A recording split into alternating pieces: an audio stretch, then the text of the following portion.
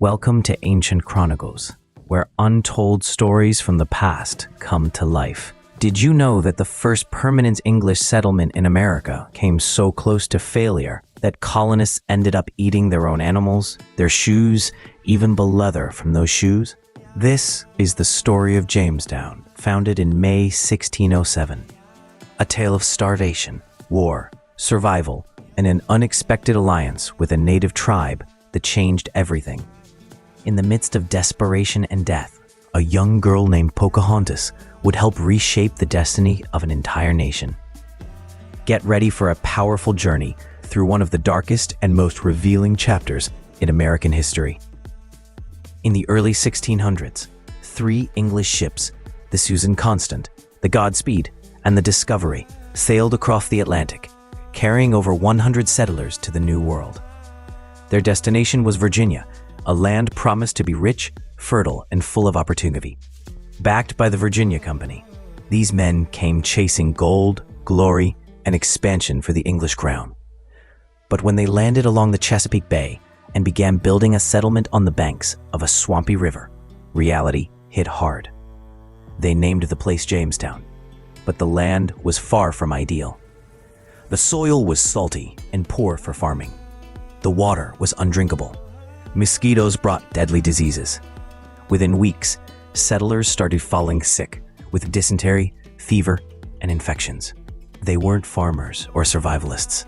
They were gentlemen and soldiers, and they were completely unprepared for what lay ahead. By the end of the first summer, more than half of them were dead. But worse was coming. The winter of 1609 to 1610 became known as the Starving Time. Supplies from England had been delayed. Crops had failed, and the surrounding native tribes, particularly the powerful Powhatan Confederacy, had cut off trade with the settlers after growing tensions and failed negotiations. Isolated and desperate, the colonists were trapped. What followed is one of the most disturbing periods in colonial history. Accounts from survivors describe eating rats, snakes, dogs, horses, and even boiling the leather from their belts and shoes just to have something to chew. In the most extreme cases, some were said to have turned to cannibalism. Of the 500 colonists who had been in Jamestown, only 60 survived by spring. But just as the colony was about to collapse, a man named John Smith stepped forward. Smith was a controversial figure, brave, bold, sometimes harsh, but he brought order to chaos. He enforced discipline, demanded work from the settlers, and made direct contact with the Powhatan. During one of his expeditions, he was captured by the tribe. And it's here that legend and history begin to blend. John Smith later claimed that he was about to be executed when the chief's young daughter, Pocahontas, rushed in and placed her head over his, begging for his life. Whether this happened exactly as told or was part of a ritual is still debated. But from that moment on, Pocahontas became a bridge between two worlds. She was only around 11 or 12 years old, but her role was far beyond her age. Pocahontas frequently visited the English camp, bringing food and messages, helping ease tensions. Her presence allowed some level of peace between the two sides, and for a time, both communities benefited. But in 1613, everything changed.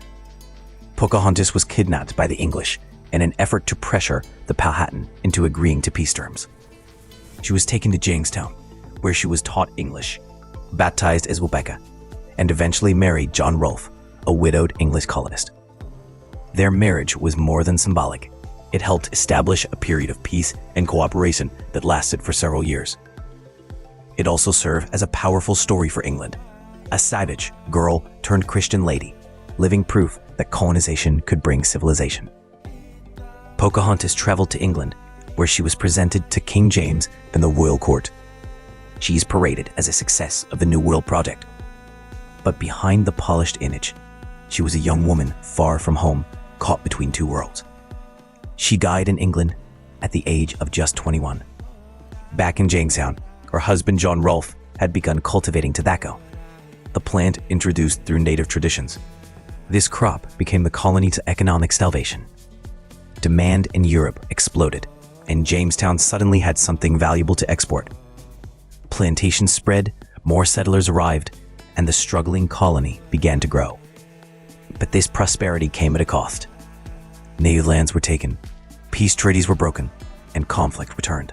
The Powhatan people, once seen as allies, were now pushed aside. Still, Jamestown had survived. From the edge of destruction, it became the first successful English colony in America.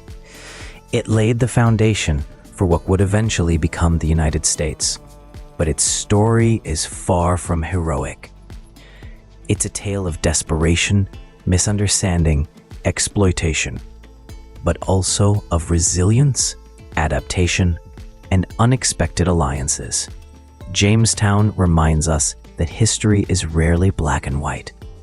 It's made of hunger and hope, of pain and progress, and at the center of it all, a young girl, Pocahontas, who became a symbol of peace, caught in the tide of something far bigger than herself.